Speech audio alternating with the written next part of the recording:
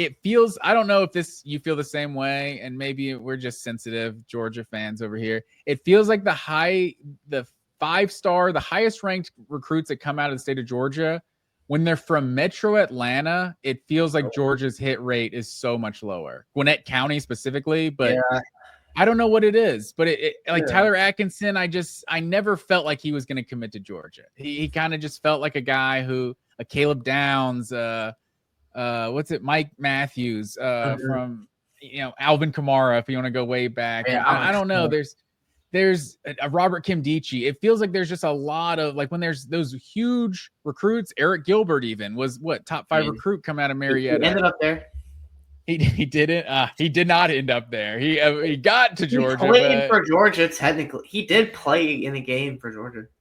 No, but he ended up going to Nebraska before he got LSU and then Georgia and then Nebraska. And then he got into a little trouble after that. Because he robbed the same vape store twice.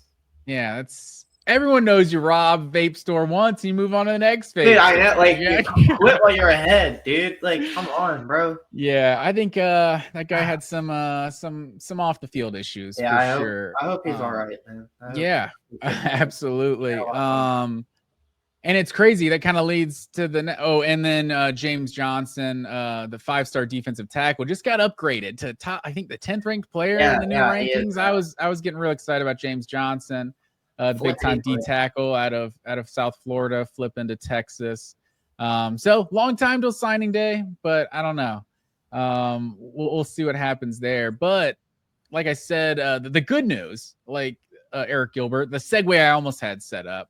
The Georgia tight end recruiting has just been otherworldly. It's kind of crazy that Eric Gilbert was the highest ranked tight end of all time, like in recruiting. Yeah, and Georgia's had this insane run of tight ends, and he's not even included in any of that. But yeah, I think I guess Oscar Delp will be gone after this year. But there's like 4, I think, top 100 tight ends that were top 100 recruits on Georgia's roster right now. With Delp and Riddell and Elias Williams.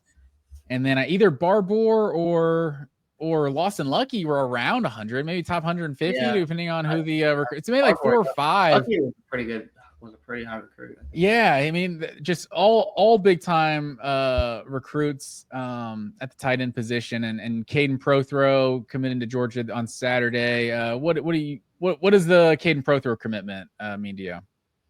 Yeah, I mean, it's pretty big. It just adds to Georgia's crazy list of tight end commitments. I think a lot of that is kind of the Bowers effect a little bit.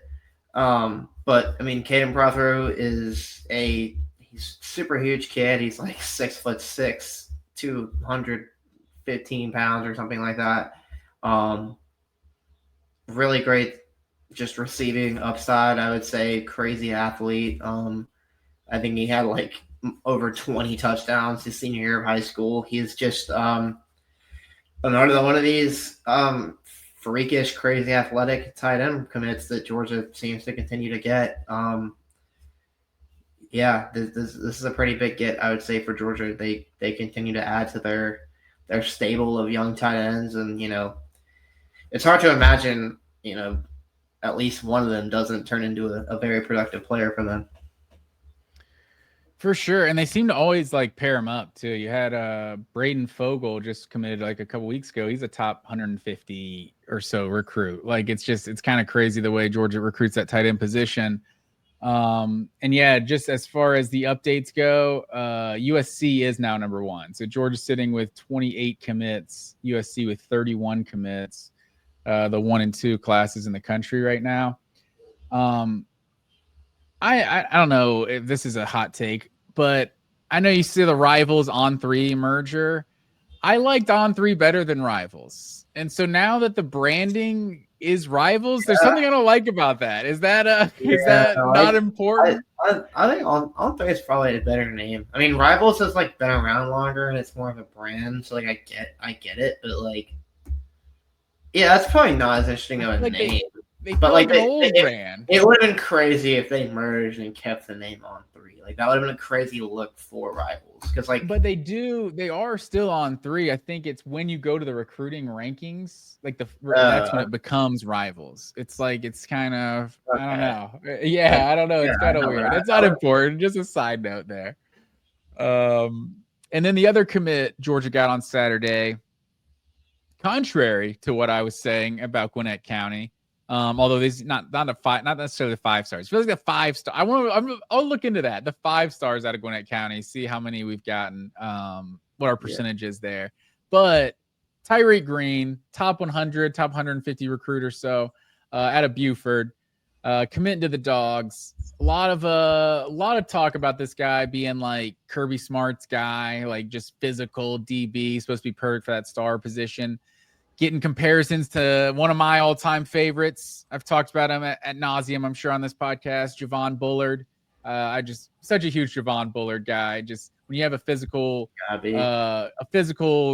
corner that can cover in that star position, it's just, I feel like that just kind of is like the cherry on top of Georgia's defense, really. But yeah, Tyreek Green committing to Georgia on Saturday. I thought that was huge. Yeah. That is huge. I'm the same thing. I'm a big Javon Bullard fan. Love DBs with just multiple tools like that, and I mean Georgia's